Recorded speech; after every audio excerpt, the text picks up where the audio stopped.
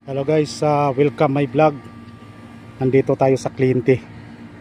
Ngayon hindi gumagana yung split unit na wall mounted na classic. Ngayon ang nangyayari guys, ang finding natin dito ngayon, pinagana ko. Ngayon ang problema, nag high ampere siya. Gumagana yung compressor pero high ampere. So nag-energize naman yung contactor. So subukan natin papalitan ng kapasitor. Yan guys, tuturo ko sa inyo kung paano magkabit ng kapasitor. So ang kapasitor natin na 45 plus 5. Ayan. Ayan. 35 plus 5. So ayan.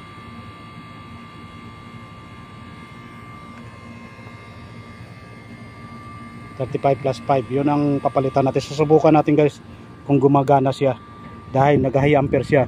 So yung condenser fan motor naman gumagana naman, walang problema. So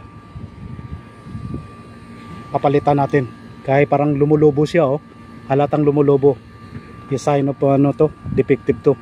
Ngayon titingnan natin. Okay guys, yan ang natin. So guys, nag high ampere siya. Ayan, hindi gumagana ang compressor. So guys, ang problema yung kapasitor. Ay defective ang kapasitor. Kailangan palitan natin dahil lumulobo yung kapasitor. Yun ang problema. That is the problem. Ayun guys, pinalitan ko na ng kapasitor. Kinabit ko na yung yung kapasitor. Ito siya, ito yung hair natin. Ito yung ito yung running. Tapos yung fan sa baba. Ayan, common at saka fan at saka starting. Ayan na guys.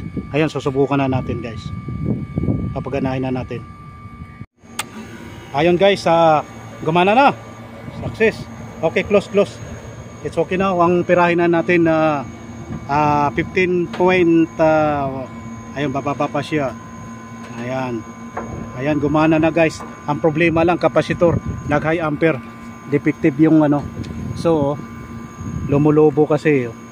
Nalata ako kagad na basta lumulobo dito, yun na problema yan. Yeah, defective. Become Ayan, okay na guys, gumana na.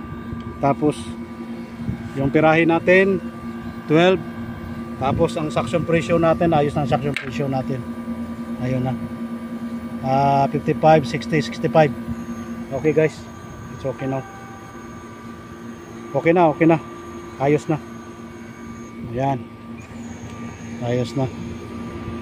So yung fan natin ayos na. Ayan guys.